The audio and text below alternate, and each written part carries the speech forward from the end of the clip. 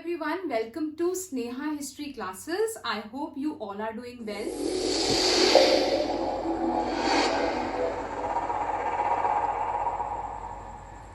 आज इस बातचीत की सीरीज में हमारे साथ है मिस्टर दीक्षांत शर्मा. दीक्षांत मेरे स्टूडेंट रह चुके हैं and he is a very bright student और currently he is pursuing MA in sociology from Punjab university Chandigarh. But इसके अलावा अगर मैं इनकी अचीवमेंट्स की बात करूं तो he has published 7 research paper. इसके साथ साथ अगर कॉलेज की हम बात करें अचीवमेंट्स की तो इनको रोल ऑफ ऑनर का अवार्ड मिला है एंड इसके साथ साथ आउटस्टैंडिंग स्टूडेंट अवार्ड. और इसके साथ साथ he has attended many international and national conferences. इसके साथ साथ ये रिसोर्स पर्सन रह चुके हैं, कीनोट स्पीकर रह चुके हैं, पैनलिस्ट रह चुके हैं मोर देन 50 इंस्टीट्यूशंस में. तो at a very young age ही has done so many things जो कि एक काफी सीनियर लेवल पे भी लोग जाके नहीं कर पाते हैं. So that is the reason I thought कि मैं क्यों ना दीक्षांत को आप लोगों के साथ रूबरू कराऊं और आप भी जान सके कि वो इतनी कम उम्र में ये सब कैसे कर पाए हैं. सो पहले तो Dikshant, welcome to Sneha history classes. Thank you so much. And मैंने तो बता दिया, अब हम सुनते हैं दीक्षांत के बारे में इनसे ही. बताइए दीक्षांत. First of all, thank you so much, ma'am, for inviting me on Sneha History Classes. It is my pleasure indeed to be here. And मैं आज पूरी कोशिश करूंगा कि आज व्यूअर्स को जो देख रहे हैं इस सेशन को कि वो कुछ इंसाइटफुल लेके जाए. और रही बात मेरी, तो जैसे मैम ने आपको बताया ऑलरेडी कि मैं अभी फिलहाल में मास्टर्स परस्यू कर रहा हूँ department of sociology Punjab university से. Besides that, I am honors in sociology with an diploma, advanced diploma in guidance and counseling and certificate course in human rights from IGNOU. ये मेरी academic qualifications है. And इसके ही अलावा मैंने काफ़ी ज़्यादा research में कंट्रीब्यूट किया है, काफ़ी रिसर्च पेपर्स लिखे हैं, काफ़ी रिसर्च प्रोजेक्ट्स लिए हैं, उस पर काम किया है, अभी कर भी रहा हूँ. और उसके अलावा अपनी जो एक्सपर्टीज़ है in the field of drug abuse prevention, उसमें काफ़ी जगह आई ट्राई कि लोगों को अवेयर किया जाए as I am the master trainer for that as well. So I keep on going into different institutions, schools, or I would say different organizations so that people can be made aware about drug abuse prevention. So ये थोड़ा बहुत मेरा portfolio है and in this domain I basically work, ma'am. All right. तो दीक्षांत के बारे में मैं आपको एक इम्पॉर्टेंट चीज बता दूं कि दीक्षांत ने जो है रिप्रेजेंट किया था पार्लियामेंट में at a national level. Himachal Pradesh की तरफ से ये सिलेक्ट हुए थे. और मैं ये भी बता दूं आपको कि ओवरऑल इंडिया से सिर्फ 7 students they were being selected जिन्होंने पार्लियामेंट में जाके स्पीच बोली थी अंबेडकर जयंती वाले दिन. तो बाबा साहेब अंबेडकर के ऊपर इन्होंने स्पीच दी थी. So he was amongst the 7 students who has been selected. तो वो इनकी एक बिगेस्ट अचीवमेंट है जिसपे हमारा मेन फोकस रहेगा आज इस इंटरेक्शन में. बट उससे पहले शुरू करने से पहले, जैसे कि दीक्षांत आप अभी 20s में हैं अपनी, और बड़ी ही यंग एज में आपने बहुत कुछ अकम्प्लिश कर लिया है. मतलब आपने इतने रिसर्च पेपर लिख दिए हैं, आपने रिसर्च प्रोजेक्ट अपने स्कूल टाइम में चूज किया था, उस पर आपने काम किया है, काफी सारी मिनिस्ट्रीज के साथ भी आपने जो है इंटर्नशिप्स करी है. तो प्लीज आप मुझे, मेरे व्यूअर्स को ये बताइए कि इतनी यंग एज में, इतनी छोटे विलेज से आके और इतनी यंग एज में आप इतना सब कुछ कैसे कर पाए. प्लीज वो हमारे व्यूअर्स को बताइए. जी जरूर. तो बात की जाए मैम, ये सारा जो भी एक्सपोजर अभी तक लिया है, इसके पीछे सबसे बड़ा मैम यही मेरा एक मोटिव रहा है हमेशा कि लर्निंग शुड ऑलवेज कंटिन्यू. चाहे कोई भी इंसान है, जब तक उसके अंदर एक आई वुड से ये एम रहता है लर्निंग का, तो वो हर चीज अचीव करता है अपनी लाइफ में.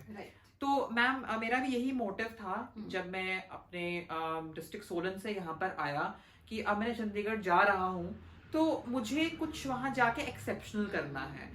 एटलीस्ट मैं ये अपने आप को 3 साल बाद आंसर दे सकूं कि दीक्षांत तुमने 3 साल बाद क्या किया ग्रेजुएशन में. सिर्फ तुमने पढ़ाई की है, क्लासेस लगाई है, कि उसके बियॉन्ड भी तुमने कुछ किया है.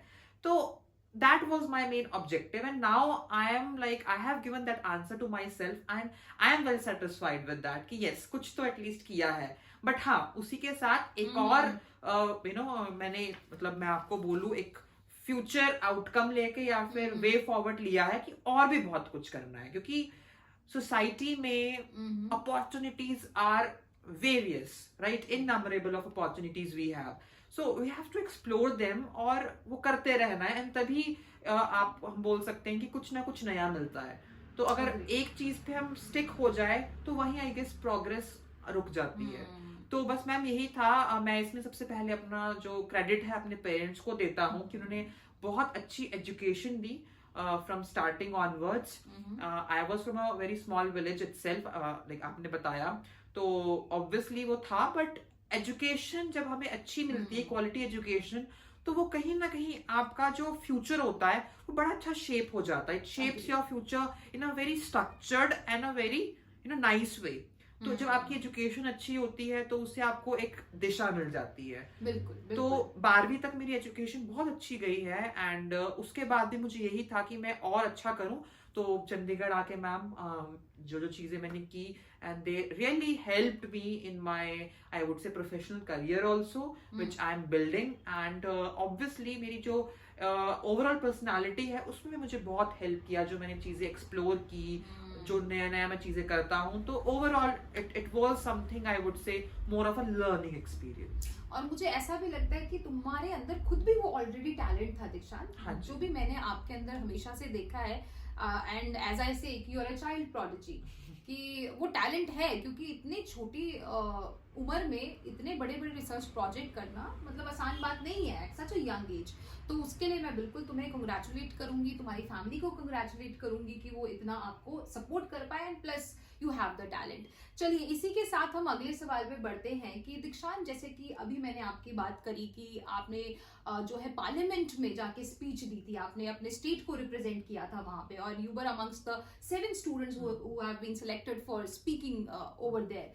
सो आप उस एक्सपीरियंस के बारे में please. Today's youth has a lot much to do, but that energy has to be channelized in the right direction, and then only change can be brought.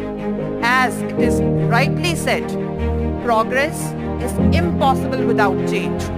Progress is impossible without change, and those who cannot change their minds cannot change anything. With this, I conclude. Thank you so much. Namaskar. Jai Hind. Jai Bharat. बहुत बहुत धन्यवाद दीक्षांत. हाँ जी. तो बात की जाए ma'am experience की जो पार्लियामेंट में रहा, I would say it was one of the most memorable experiences of my life, most important experiences I will say, क्योंकि वो एक मैम लाइफ टाइम एक्सपीरियंस होता है. एंड आई नो मुझे बहुत अच्छे वहां पर ग्रेट पर्सनालिटीज भी मिली जिनसे मैंने इंटरैक्ट किया.